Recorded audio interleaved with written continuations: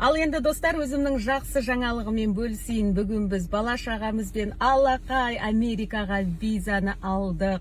Өздеріңіз білесіздер, Америкаға виза алу оңай емес. Сол жерде кейбіреулер көрса, каникул кезінде бала-шағамызбен Америкаға барып, жалпы ел көріп, жер көріп, сол жақтың тыныс тіршілігімен танысып қайтамыз. Отказ беріп жатады. Осы тұрғыда маған көмектескен сенімді агенттегі қыздарға рахметімді айта кеткім келеді.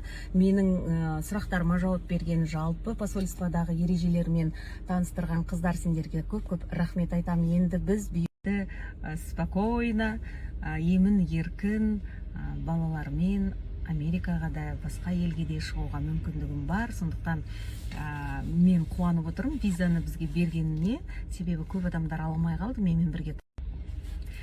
Жалпы өзім көптен бері Америкаға баруды ойлап жүрген, әсіресе балалар өссін деп жүрдім. Міне Аллаға шүкір, балаларым да өсіп қалды. Кенжемнің өзінің жасы қазір 7-де, хан қазір 1-ші сыныпта. Енді тапсырғандар. Қазір сіздердің көздеріңізше, қазір осы біреуін ашып көреміз. Давайте ханның визасын ашайық, иә? Бісміллә деп. Өзім бірінші рет ашқалы отырмын. Сіздердің көздеріңізше. Міне Ханюшаның визасы, Аллаға шүкір. Рахмет достар, мен бүгін қатты қуаныштымын. Сіздерге де бұйырсын. Егер де виза аламай жүрсеңіздер, бүгін дұғада болыңыздар, өздеріңіз білесіздер. Өздеріңізбен жақсы жаңалығымен бірінші бөлісем ғой, сондықтан қазір бірге ашамыз, иә? Бісміллә.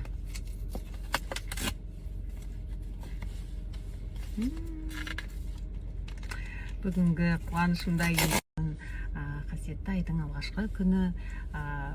Бүгін дұғада болыңыздар, тілеңіздер, сіздерге де шетелге барып көруді бұйырсын.